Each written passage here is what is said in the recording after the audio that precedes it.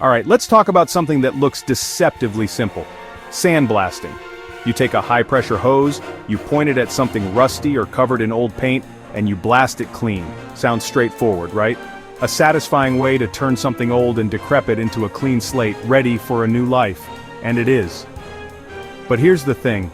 The part that doesn't always make the highlight reel. This job, like so many others I've had the privilege of getting my hands dirty with, has a side to it that demands your full and undivided respect. We're talking about forces and materials that don't play around. The difference between a job well done and a trip to the emergency room, or worse, a long-term health problem you never saw coming, often boils down to a few simple non-negotiable rules. The sand in sandblasting isn't always sand, and the dust it kicks up isn't just dirt. It's a cloud of microscopic particles that can do a real number on your lungs and skin if you're not prepared. The pressure coming out of that nozzle is no joke either. It can strip paint from steel, and it won't hesitate to do the same to you. It's a powerful tool, and with great power comes, well, you know the rest. So today we're not just going to look at the how of sandblasting, we're going to dig into the how to do it without getting hurt. We're going to talk about the gear, the setup, and the mindset you need to have before you ever pull that trigger. Because the goal isn't just to get the job done, it's to be able to walk away from it, take a deep breath of fresh air, and I mean really fresh air, and be ready to do it all again tomorrow. This isn't about being scared, it's about being smart, it's about respecting the work. Before you even think about firing up that compressor, we need to have a serious conversation about your wardrobe. And I'm not talking about fashion. I'm talking about personal protective equipment, or PPE. This isn't optional. It's your first and most important line of defense. It starts with the helmet, and no, a simple face shield won't cut it. You need a full-blown air-supplied blast helmet. This thing is your personal clean room in the middle of a storm. It protects your face from ricocheting grit, keeps your eyes safe, and most critically it feeds you clean, breathable air, completely isolated from the chaos you're creating just inches away. Then you've got the rest of your suit. Think of it as armor.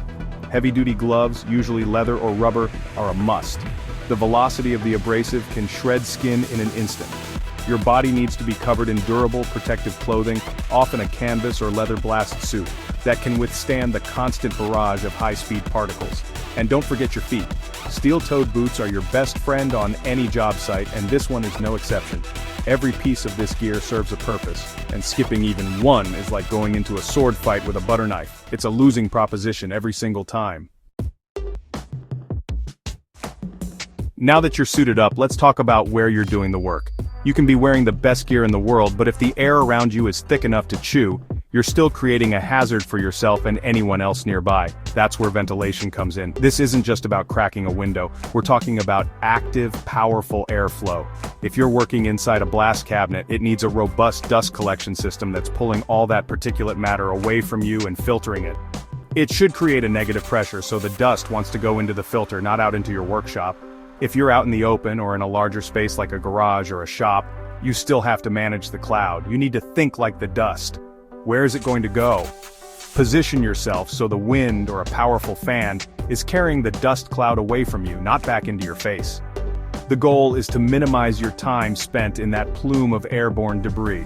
Proper ventilation isn't just for comfort, it's a critical safety system. It prevents the buildup of hazardous dust, like silica, which can lead to silicosis, a nasty, irreversible lung disease. You only get one set of lungs, it's your job to protect them.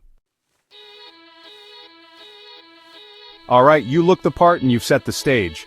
But before the performance begins, you have to check your instruments. Your sandblasting equipment is a high-pressure system, and high-pressure systems have a nasty habit of finding the weakest link. That's why a pre-use inspection isn't just a good idea, it's a non-negotiable part of the process. Start with the hoses. Walk the entire length of your blast hose and your air hose. Look for cracks, bulges, soft spots, or any signs of wear and tear. A hose failure under pressure isn't a small leak, it's an explosion that can whip around with incredible force. Next, move to your connections. Are the couplings seated properly and secured with safety pins? Is everything tight? A loose connection can blow apart, turning a metal fitting into a projectile. Check your nozzle. Is it worn out? A worn nozzle creates a sloppy, inefficient blast pattern and can be a safety risk. Look at the pot itself. The pressure vessel, check the seals and gaskets. Make sure your dead man switch, the safety valve on the nozzle that shuts everything off if you let go, is working perfectly. Taking 5 minutes to do this check can be the difference between a productive day and a catastrophic failure. Don't skip it. The stuff you're shooting out of that nozzle is just as important as the equipment you're using. The term sandblasting is a bit of a misnomer these days, because actual sand, the kind with high levels of crystalline silica, is rarely the right choice. Inhaling silica dust is incredibly dangerous and can lead to serious, lifelong respiratory illness. It's been phased out in most professional operations for a reason. So what should you be using? The answer depends entirely on the job you're doing. It's about picking the right tool for the task. For stripping heavy rust off thick steel, you might use a more aggressive media like steel grit or aluminum oxide. For delicate work, like cleaning up an engine block or a sensitive surface, you might opt for something softer, like glass beads, plastic media, or even organic materials like walnut shells or corn cobs. Each one has a different hardness, shape, and density, and each one behaves differently on impact. Using an abrasive that's too aggressive can damage the very surface you're trying to clean. More importantly, using the wrong one can create unnecessary hazards. Do your homework. Understand the material you're blasting and the material you're blasting with. This job isn't a spectator sport. The high-velocity abrasive doesn't just stop when it hits your target, it ricochets. And that cloud of dust we talked about, it drifts. That's why you have to create a fortress of solitude around your work area. You are the only person who should be inside the danger zone, and you're only there because you're wearing the right armor. Before you start, you need to establish a clear, unambiguous perimeter. Use barrier tape, traffic cones, or portable fencing. Whatever it takes to send a clear message, stay out. And don't just put up a barrier, put up signs. Danger sandblasting in progress. Authorized personnel only. Eye and respiratory protection required. These aren't suggestions, they're warnings that protect the curious coworker, the wandering customer, or anyone else who doesn't know the risks involved. Make sure everyone else on the job site knows what you're doing and where your safe zone ends. Communication is key. You're responsible not just for your own safety but for the safety of everyone around you. A clean work area is a safe work area, and that starts with controlling who comes in and out.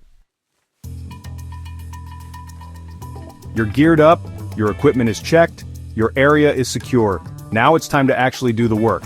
This is where technique and procedure take over. Every piece of sandblasting equipment comes with a manual from the manufacturer. Read it. I know, but it's there for a reason. It contains specific information about operating pressures, maintenance schedules, and troubleshooting that are unique to your machine. Don't assume you know better. Following those guidelines is the foundation of operating this equipment safely and effectively.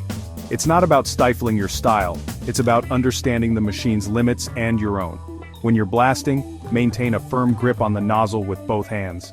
That deadman switch we talked about is your lifeline. It's designed to shut off the blast the instant you lose control, so never ever tape it down or bypass it. That's one of the dumbest, most dangerous things you can do on a job site. Keep the nozzle pointed in a safe direction at all times, especially when starting up or shutting down. Never point it at another person or any part of your own body. It sounds obvious, but in a moment of distraction, accidents happen. Adhering to a strict methodical procedure keeps you focused and in control. The job isn't over when the compressor shuts off and the last bit of rust is gone. In fact, one of the most overlooked parts of the process is the cleanup. All that abrasive material, mixed with all the paint, rust, and whatever else you just blasted off, is now lying on the ground. This isn't just a pile of sand, it's industrial waste. You can't just sweep it into a corner or wash it down a drain. It needs to be handled and disposed of properly, according to local regulations. Some materials, like lead-based paint, turn that pile of grit into hazardous waste. Take the time to carefully collect all the used media. A shovel and a broom might work, but an industrial vacuum designed for this kind of cleanup is even better, as it minimizes the dust you kick back into the air. Store it in sealed, labeled containers until you can dispose of it at an appropriate facility. Then, clean your equipment. A clean machine is a reliable machine. Wiping down your gear and properly storing your hoses not only extends their life but also gives you another chance to inspect them for damage you might have missed before. A thorough cleanup is the final, professional step that ensures the job site is safe for whoever uses it next. So, there you have it. From the suit you wear to the way you clean up when you're done, every single step we've talked about is a link in a chain, and that chain is what keeps you safe. It might seem like a lot to remember. The gear, the ventilation, the inspections, the procedures. It might feel like it's slowing you down, but the truth is, taking these precautions is what allows you to do this kind of work in the first place, and to keep doing it for years to come. These aren't just rules on a checklist, they are hard-won lessons, often learned through accidents and injuries that could have been prevented. Following these steps isn't a sign of weakness or fear, it's a sign of a professional. It's a sign of someone who respects the power of the tools they're using and understands the potential hazards. An accident, a lung full of silica, a high-pressure injury, these things can change your life in an instant. All the time you thought you were saving by cutting a corner is lost in a heartbeat. The goal is always to finish the day as healthy as you started it, ready to come back and tackle the next dirty job. So the next time you're about to strip a frame or clean up a rusty gate, just take a minute.